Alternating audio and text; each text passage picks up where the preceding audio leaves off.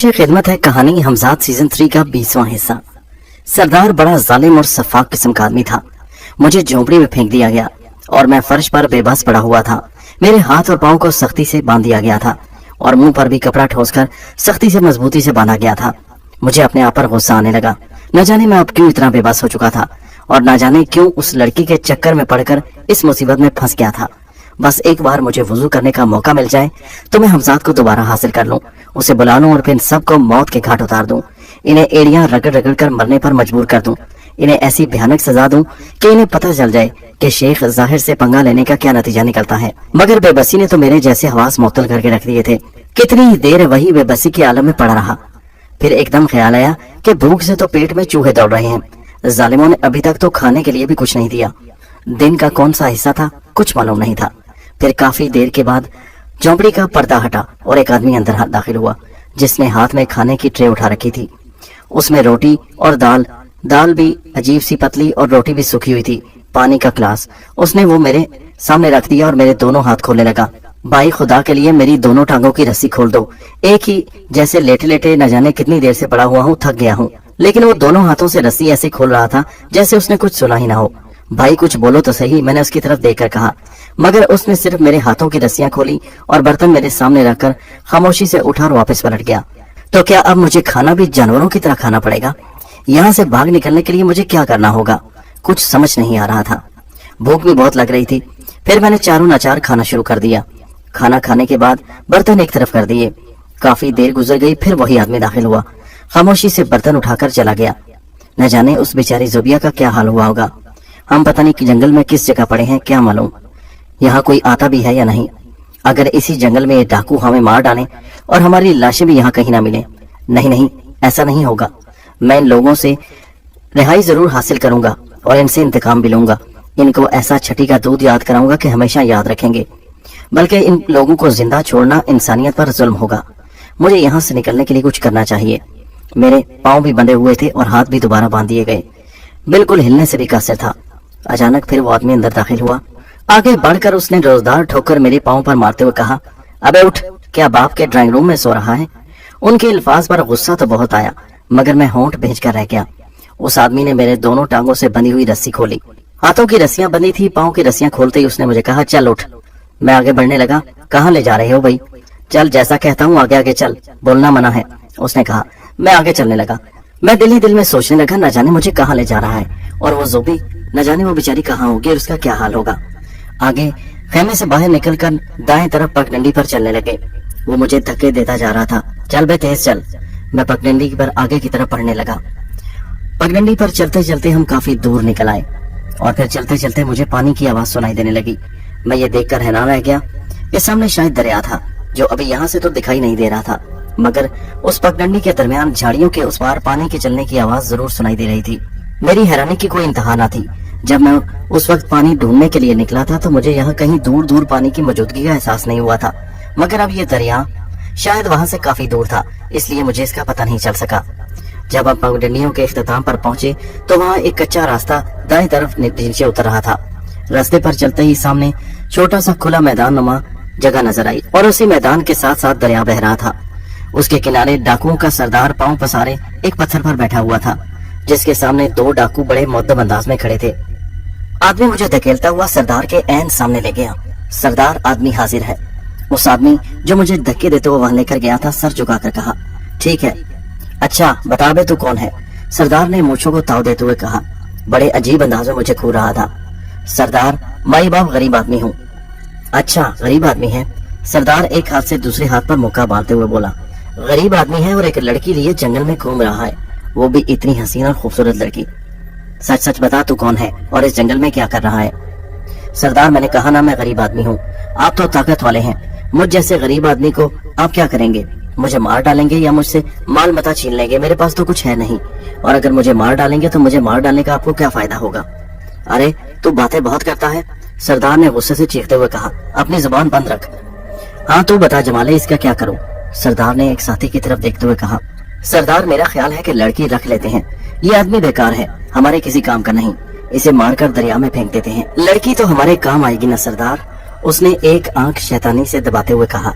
सरदार उसकी बात सुनकर कहका लगाकर बोला, बकवास बंद करके हमारे काम नहीं बल्कि मेरे काम आएगी। उसकी बात सुनकर एक लम्हे के लिए तो मैं अंदर तक लरस कर रह गया। सरदार ने गोया उस आदमी की बात पर मोहर जब्त कर दी। हाँ ठीक है, मुझे भी ये आदमी बेकार लग रहा है, तो जमाले इस तरह कर, तू ही इसे पकड़ कर ले जा, दरिया के किनारे गोली मारकर इसे दरिया में फेंक दे। कहाँ कुत्ते बेचारे इसकी लाश बम्बोड़ते फिरेंगे, दरिया में खुद ही गल सड़ जाएगी लाश। और हाँ, मेरे सामने इसको गोली मत मारना, मैं नरम दिल का आदमी हूँ, रहम दिल हूँ, जरा दूर ले जा इसे। और हाँ, इसे जल्दी से खत्म करके आजा झोंपड़ियों में, हम वहाँ से आज रात निकल जाएंगे, अब हमें यहाँ और नहीं ठहरना। ये कहकर सरदार ने जमाले को इशारा किया और खुद उठकर अपने साथियों को लेकर बढ़ गया। जमाला खुशी खुशी मेरी तरफ लपका। मुझे पकड़कर उसने मुझे धकेलते हुए दरिया की तरफ हाँकना शुरू कर दिया।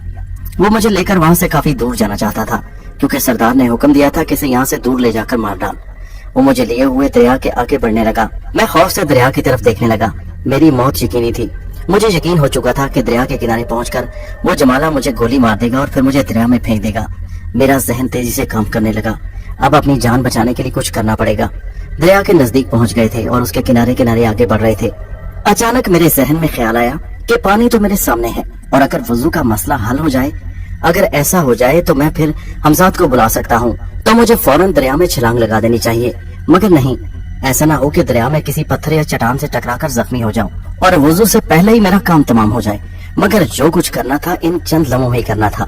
मैंने कहा, भाई क्या तुम मेरी आखिरी ख्वाहिश पूरी कर सकते हो? मैंने उस डाकू की तरफ देखते हुए कहा जिसका नाम जमाला था, जो मुझे दरिया की तरफ आगे ले जा रहा था। वो अजीब सी नजरों से मेरी तरफ देखने लगा। क्या कहना चाहते हो? मेरी ख्वाहिश है कि मेरे हाथ खोल दो। उस आदमी ने मेरी किसी बात का जवाब नहीं दिया। दरिया के किनारे पहुंचकर वो खड़ा हो गया और बंदूक सीधी करने लगा। भाई खुदा का वास्ता तुम्हें मेरी बात मान लो, मैं तुम्हारे आगे हाथ जोड़ता हूँ, इसे मेरी आखिरी ख्वाहिश समझ लो। मर तो मैंने वैसे भी जाना है, लेकिन अगर तुम मेरी इसे आखिरी ख्वाहिश समझकर पूरा कर दो तो मुझे बहुत खुशी होगी। मैंने मासूमियत से कहा। उसे शायद मुझ पर तरस आ गया और उसने मेरी आखिरी ख्वाहिश समझते हुए आगे बढ़कर मेरे दोनों हाथ खोल दिए और फिर पीछे हटकर बंदूक सीधी करने लगा। और फिर अचानक मैंने अपने मंसूबे पर अमल करने का सोच लिया। न जाने उस वक्त मेरे अंदर इतनी फुर्ती और तेजी कैसे आ गई। शायद मौत का खौफ था, जान जाने का खौफ था।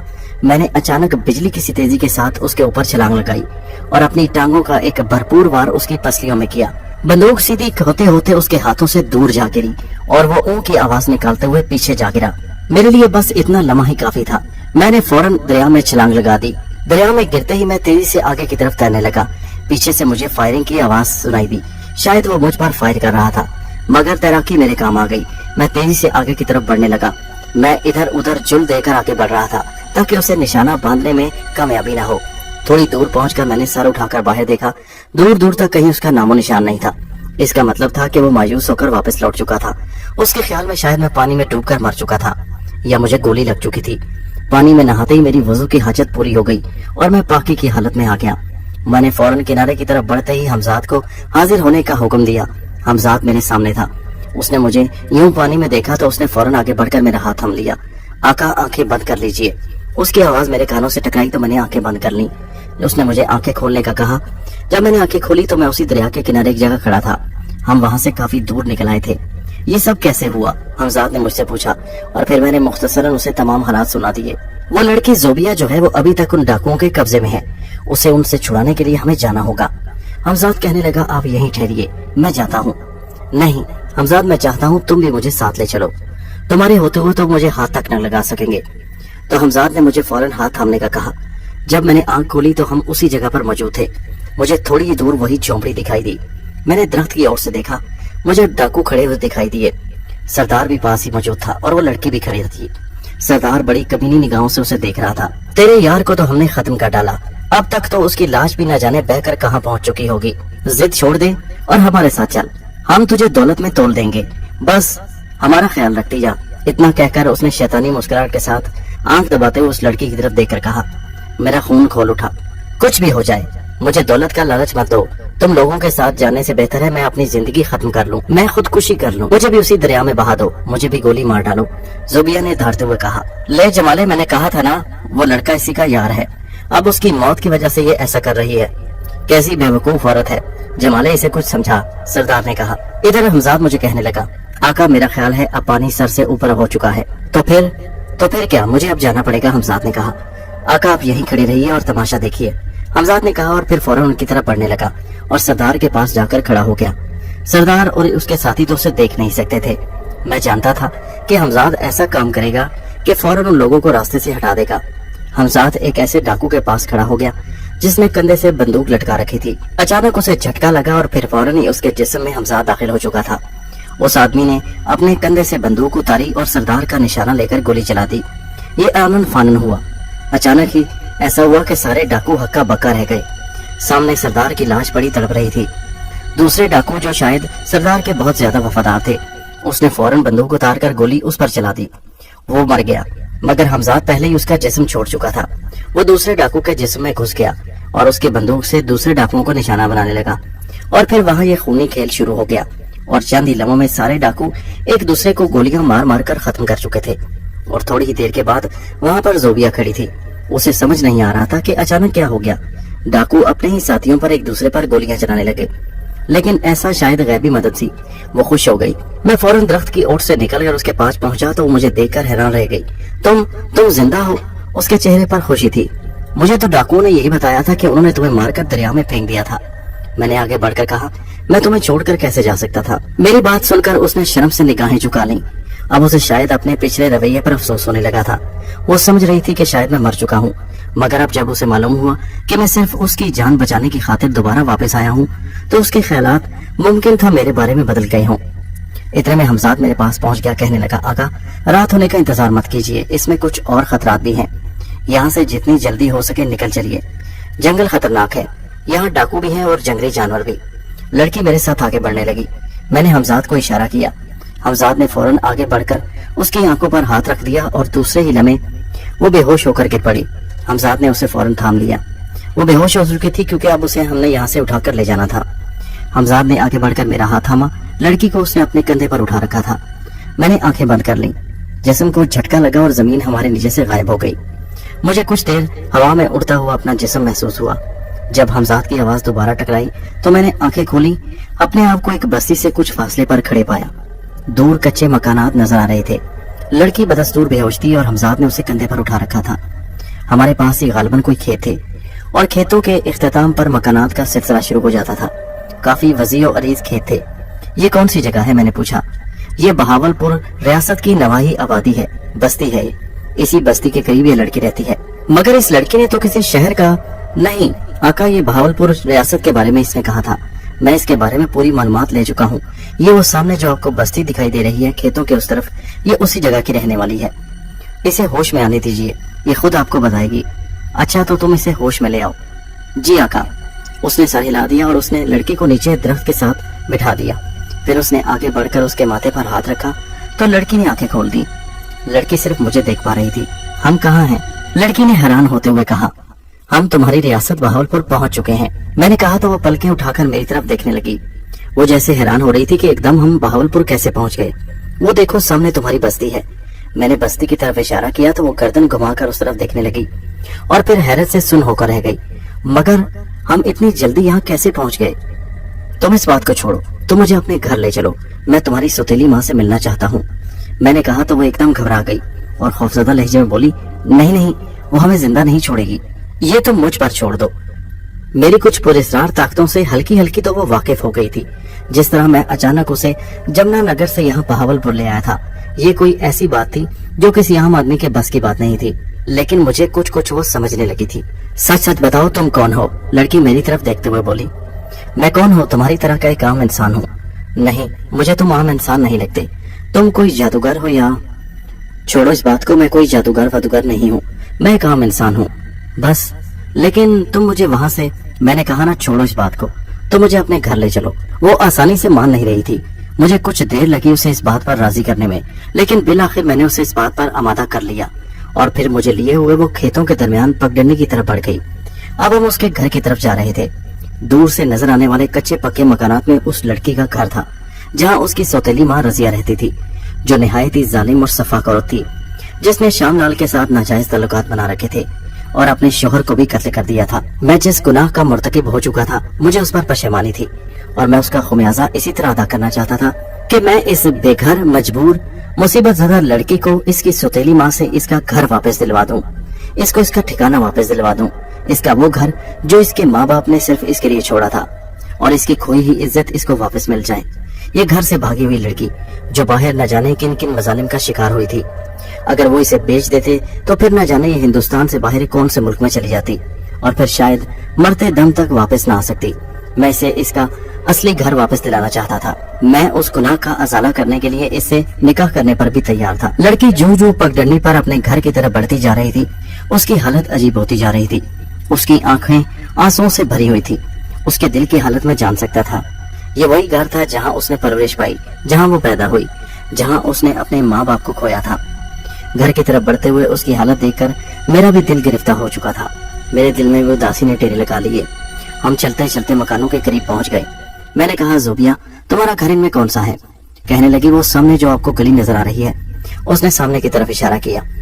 सामने एक कच्ची गली नजर आ रही थी जिसके दोनों तरफ मकानात थे और बाहर चंद बच्चे खेल रहे थे। हाँ, वही गली, उसके आखिर में हमारा घर है, उसने कहा। और फिर हम मकानों के पास कतार में पगडंडी पर चलते हुए उस गली के करीब पहुंच गए। गली में दाखिल हुए तो ज़ोबिया की हालत देखने वाली थी। आंसुओं की झड़ी उसकी आंखों से जारी हो गई। हम चलते चलते एक छोटे से मकान के पास आकर रुक गए। मकान को देखकर ज़ोबिया धाड़े मार मार कर रोने लगी। यही मेरा घर है, यहाँ पर मैं अपने माँ बाप के साथ रहती थी। उसकी हालत ऐसी सी जैसे बरसों बाद किसी को अपना खोया हुआ कोई मिल गया हो। कोई अपना घर देखकर उससे वाबस्ता पुरानी यादें उसके दिल में ताजा हो गई थी। पुराने जख्म हरे हो गए थे। मैंने आगे बढ़कर दरवाजा खटखटाया, मगर काफी देर तक कोई खोलने के लिए नहीं आया। मैंने फिर आगे बढ़कर जोर जोर से दरवाजा खटखटाया तो दरवाजे पर पड़ा हुआ ताला देखकर मैं चौंक कर रह गया। क्या ज़ोबिया, तुम्हारी नजर भी इस ताले पर नहीं पड़ी? नहीं तो, वो तो बस खलाओं में घूर रही थी। लगता है घर में तुम्हारी माँ मौजूद नहीं है। अच्छा, तो फिर किसी पड़ोसी से पता करते हैं। ये कहकर उसने सामने वाले दरवाजे पर दस्तक की दी तो एक औरत बाहर निकली। ज़ोबिया को देखकर वो खुशी से उससे गले लग गई। अरे ज़ोबिया, तुम कहाँ चली गई थी? ज़ोबिया उसे बताने लगी कि वो कहाँ थी। फिर उसने पूछा कि मेरी माँ कहाँ है और मेरे घर को ताला क्यों लगा हुआ है। उसकी पड़ोसन कहने लगी, तुम्हारी माँ सुबह से घर में मौजूद नहीं। सुबह सुबह चली जाती है और फिर शाम को वापस आती है। सारा सारा दिन घर बंद पड़ा रहता है। मोहल्ले में किसी से बातचीत नहीं करती। क्या बताऊं, तुम्हारे जाने के बाद तो तुम लोगों का घर जैसे वीरान हो चुका है। ये औरत तो पूरी शैतान है, शैतान, पड़ोसन ने अजीब से अंदाज में कहा। मैंने ज़ोबिया को इशारा किया। ज़ोबिया उस औरत से मिल मिलाकर मेरे पास आ गई। ऐसा करते हैं, तुम्हारी माँ के आने का इंतजार करते हैं, लेकिन उसके लिए हमें गली से बाहर जाकर खेतों के पास खड़े हो जाना चाहिए। यकीनन वो श्यामलाल के पास गई होगी। मैंने कहा तो मेरी बात की उसने तस्दीक की। जी हाँ, वो श्यामलाल के पास ही गई होगी।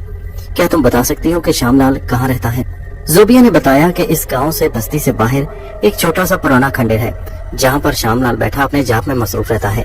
वो यकीनन उसी के पास होगी। अगर आप मुझे इसके पास छोड़ जाएंगे तो ये मुझे श्यामलाल के हवाले कर देगी और फिर श्यामलाल तो मुझे। ये बात कहते हुए ज़ोबिया की आंखों में खौफ झलक रहा था। तुम परेशान मत हो, मेरे होते हुए वो तुम्हें किसी के हवाले नहीं कर सकती। अभी हम यही बातें कर रहे थे कि हमें गली में दूर से वो औरत आती दिखाई दी, जिसे देखकर ज़ोबिया ने मुझे बताया कि वो देखो, वो रज़िया आ रही है, वही मेरी सौतेली माँ है। थोड़ी दूर मुझे एक औरत दिखाई दी जो गालिबन 45-50 के पेटे में होगी। वो बड़ी शान से कदम उठाती हुई इसी तरफ आ रही थी। करीब पहुंचकर उसने ज़ोबिया को देखा तो हैरत से उसकी आंखें फैल गईं। तुम आ गई वापस। बाप की इज्जत नीलाम करके निकली थी, भागी थी। तेरी ही वजह से बाप मर गया। ये सदमा ना सहार सका कि जवान बेटी बदचलन निकली। उसकी बात सुनकर मैं हक्का बक्का रह गया। खुदा का खौफ करो बीबी, ये क्या इल्जाम लगा रही हो? मैंने कहा तो वो मेरी तरफ देखकर अजीब से अंदाज में बोली, ये कौन है?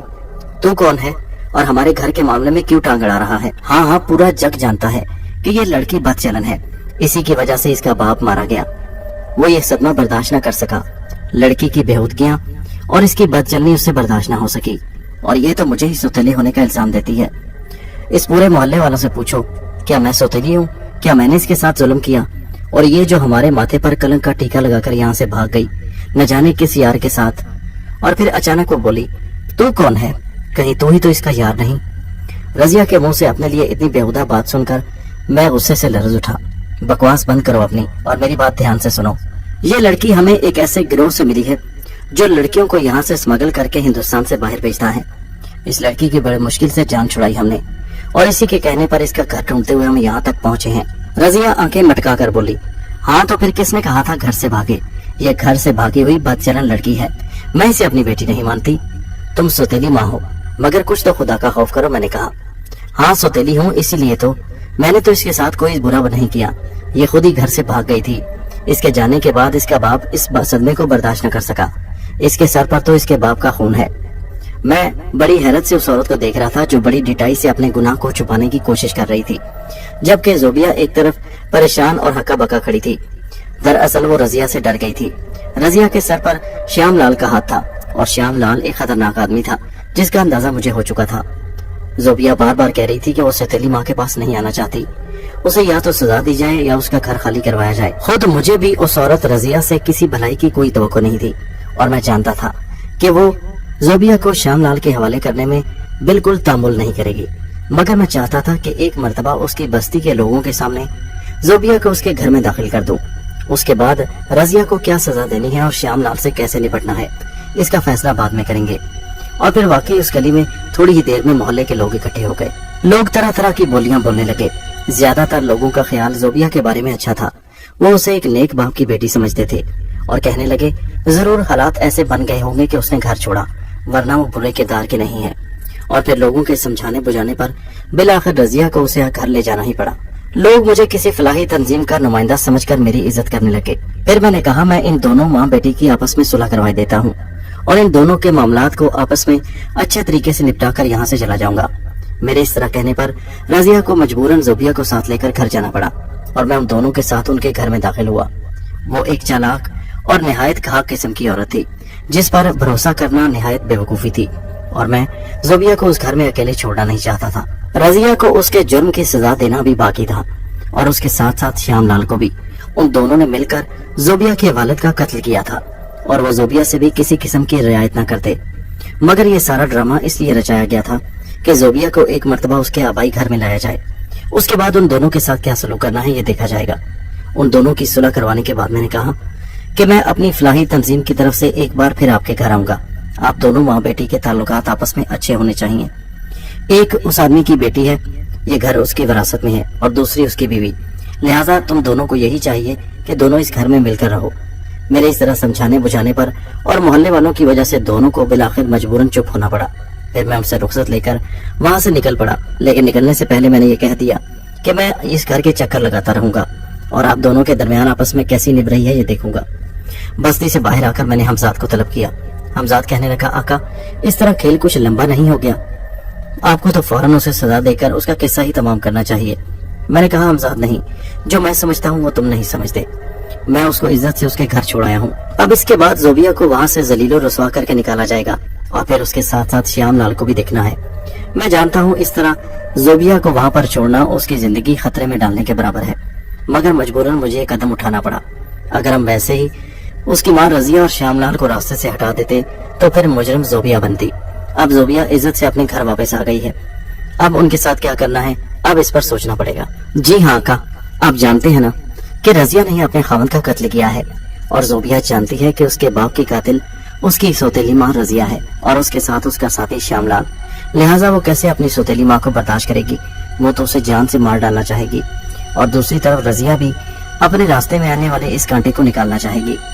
ہاں میں جانتا ہوں، لیکن میری منصوبہ بندی ایسی ہے کہ اس میں زوبیہ کے کردار پر کوئی حرف نہیں آئے گا. اب دیکھتے ہیں کیا ہوتا ہے. میں تمہیں اس بات پر مامور کرتا ہوں کہ تم جاؤ اور زوبیہ کی نگرانی کرو، اور خبردار اگر اسے ذرا سا بھی نقصان پہنچے تو رضیہ کو مار ڈالنے میں کسی قسم کا تعامل نہ کرنا. ذرا بھی مت سوچنا اور رضیہ کو موت کے گھاٹ اتار دینا. میں جاننا چاہتا ہوں کہ شیام لال آخر کیا چیز ہے اور اس کے پاس کتنی طاقت ہے. رضیہ پر ہاتھ ڈالنے سے پہلے شیام لال کے بارے میں جاننا ضروری ہے. آج کی رات میں اسی بستی سے باہر گزاروں گا اور تم زوبیہ کی مکمل نگرانی کرو گے. جی آقا، جیسے آپ کا حکم، اس نے کہا. اور ہاں، ساتھ اگر ہو سکے تو شیام لال کے بارے میں بھی معلومات حاصل کرو. حمزاد نے میری بات پر سر جھکا دیا اور میری نظروں کے سامنے سے غائب ہو گیا. بستی کے باہر میں نے ایک جگہ اپنے لیے منتخب کر لی. درختوں کے ایک جھنڈ میں ایک صاف ستھری جگہ تھی. میں وہیں درخت کے نیچے بیٹھ گیا. آج رات مجھے یہیں گزارنا تھی اور زوبیہ کے بارے میں فیصلہ کرنا تھا. مجھے یقین تھا کہ رضیہ اسے راستے سے ہٹانے کے لیے فوراً کوئی قدم اٹھائے گی. ادھر شیام لال کو بھی پتہ چل چکا ہوگا کہ زوبیہ اپنے گھر واپس آ چکی ہے. وہ اس کی محبت اور اس کی تڑپ میں فوراً اس گھر کی رخ کرے گا. اور حمزاد کو میں نے اس کی حفاظت پر مامور کر دیا تھا. رات گہری ہونے لگی. میرے ذہن میں پچھلی زندگی کے بارے میں کئی خیالات گردش کر رہے تھے. کبھی نور الامین میرے خیالوں میں آ جاتا، تو کبھی وہ عورت جس نے مجھے حمزاد کو قابو کرنے کے لیے کہا تھا، تو کبھی نواب صاحب جن کے قتل کے جرم میں مجھے ڈھونڈا جا رہا تھا۔ ہندوستان کے مختلف جگہوں کی پولیس مجھے ڈھونڈ رہی تھی اور ابھی تک میں مفرور تھا۔ کبھی زہرا، کبھی شاہین اور کبھی نگینہ، نہ جانے کتنے ہی پچھلی زندگی کے لوگ میرے خیالات میں بار بار آنے لگے۔ کبھی بھائیوں اور بھابھیوں کی بے رخی یاد آنے لگتی تو دل اداس ہو جاتا۔ میں نے سارے خیالوں کو جھٹک دیا اور اگلی زندگی کے بارے میں سوچنے لگا جن حالات سے ابھی میں گزر رہا تھا۔ اور پھر اچانک میرے ذہن میں خیال آیا، مجھے اپنے تصور کی آنکھ سے شیام لال کے بارے میں جاننا چاہیے، اسے دیکھنا چاہیے وہ کون ہے اور اس وقت کیا کر رہا ہے۔ یہ سوچ کر میں نے اپنی آنکھیں بند کر لی اور شیام لال کا تصور ذہن میں لانے لگا۔ دوستو، یہ کہانی جاری ہے، اس کا اگلا حصہ نیکسٹ ویڈیو میں ملاحظہ کیجیے۔